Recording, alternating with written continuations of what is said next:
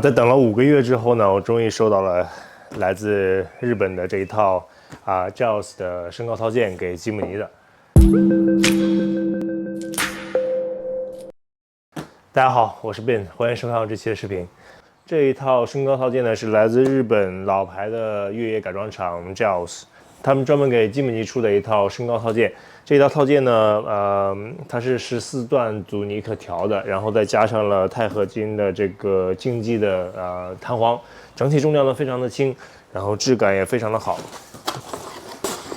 它减震器的是一个银色的一个涂装，就是给人的感觉金属感十足。然后加上了它这个14段可调的这个旋钮，阻尼感觉刚刚好，不会太松也不会太紧。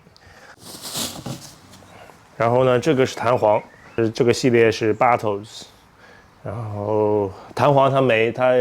前后左右呢，它长短承重都不一，所以说它上面有编号，安装的时候呢要按照编号来装。拿在手上感觉非常轻，至少感觉是比我之前牧马人那套 Terrafix 的弹簧要轻了非常非常多。然后它这个金属呢用的是钛金属的，所以说它强度更高，然后重量更轻。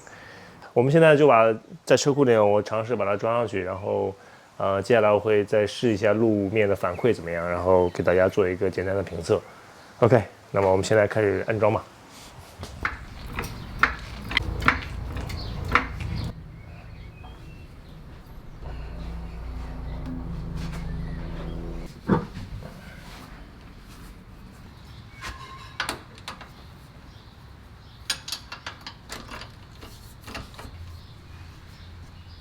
哇！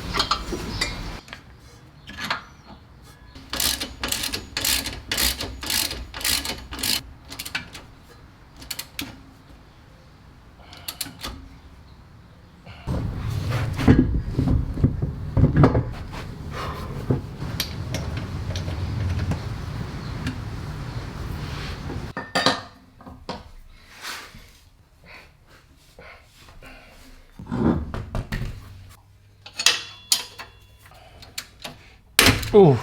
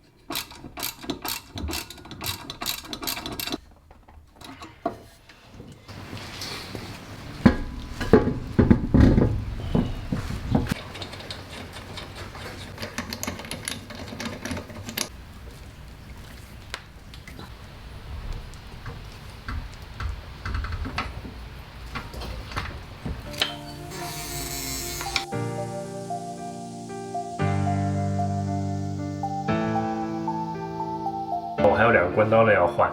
这2个关刀呢其实是原厂的，不同原厂的是呢，这上面的布饰呢是有角度的。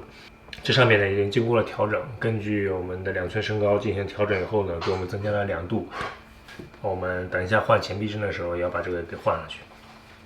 还有一个呢，就是换前避震的时候呢，有一个比较重要的点，就是要把横向那个 cross member 要拆掉，因为我们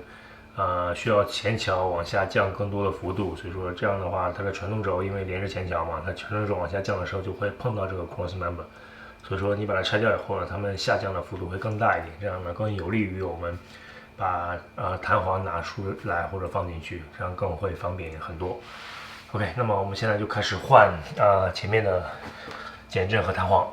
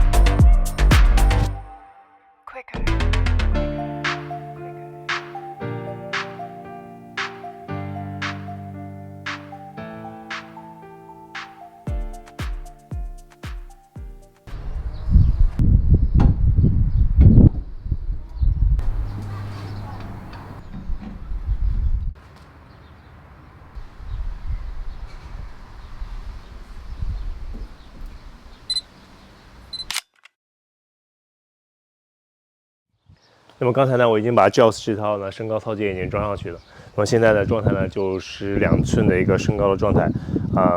我现在搭配的这套轮胎是从 Phil 那里买来的这套Rota 的一个轮毂，加上了这个 Bridgestone Dula 的一个245/70/15的 AT 胎。其实装上去，我本来是想配235或者215的轮胎，但现在245装上去感觉还不错，搭配这2寸升高还挺饱满的，就整体状态还是非常协调的，我还挺喜欢的。然后这套减震呢，我最近上下班有稍微试用了一下，就是1到14嘛，1档是最软，然后14是最硬。平时我是放在了7，中间值7或者8，就是给我的状态就是平时开刚刚好，是偏硬一点的。路面呢，它那个回馈感特别好，包括你过转盘啊、过弯啊，现在就是完全2种车了，就是开起来有点像一种小钢炮的感觉，整体车感非常好。然后再加上我换了那个 APIO 的那个档杆，所以说驾驶感现在变得非常的好，就是跟之前完全是两种车的状态。所以说吉姆尼还是非常推荐大家把避震给换了，之前软绵绵的状态呢，现在就突然变得非常好开，然后你也很想去开它，就是非常有驾驶感。245的轮胎呢，2寸升高是没有问题的，但就是当你用原厂 bumper 的时候呢，你转向打一半的时候，它会蹭到你的前杠，所以它会有那种声音。所以说这停车原地打方向盘的时候还是要小心一点的。关于避震方面呢，其实平时我们开，我建议把调到偏硬一点嘛，就是8以上都是非常好的一个数值。然后越野的时候呢，或者去颠簸路面的话，你可以稍微把它调软一点，会比较舒服一点。然后大概就是这样的一个情况。然后在安装方面呢，总体来说呢，安装是没有什么太大问题的。这里呢有2点呢，就是大家记得那个cross member 是要记得拆掉的，这样你换前避震的时候呢，那桥的上下浮动会比较大，会比较好装弹簧一点。还有一点就是你最好有2个 jack， 一个 jack 呢把车压起来，另外一个呢可以上下去调这个桥的上下的幅度，然后你装减震、装弹簧的时候呢，就会更方便一点。避震总体来说安装方面好像都正常，就是简单一个拆卸的过程，最好有那个压弹簧的那个 compressor。这套套件它其实也带了那个加长的刹车油管的，因为我自己在换的时候呢，我用错了工具，所以说把那个油管上的螺丝呢给弄花了，所以说这也让我的那个拍摄有一些中断，没有放到我这个视频里来。但后来其实我买了工具以后呢，我把这个刹车管也装上去了。这刹车管呢是一定要把加长的，要不然去越野的时候呢，尤其是后面那一段呢，它蹬的已经很直了，它其实它那个上下幅度的空间已经很小了。如果你不把它加长的话，你越野的时候可能一下把它给崩断了，然后刹车油漏了以后，你车就完全没办法开了，就只能拖回家了，这是安全性的问题。所以说刹车油管是一定要换的。关于安装方面呢，就这2点嘛。然后，对，那么这就是我整个这一期的整个这套 JAOS 升高套件的安装过程了。十分感谢大家收看。如果没有关于这套套件，还有关于吉姆尼升高的任何问题呢，都可以在下面留言，我都会一一答复你们。好吧，感谢大家的收看，我们下期节目再见，拜拜。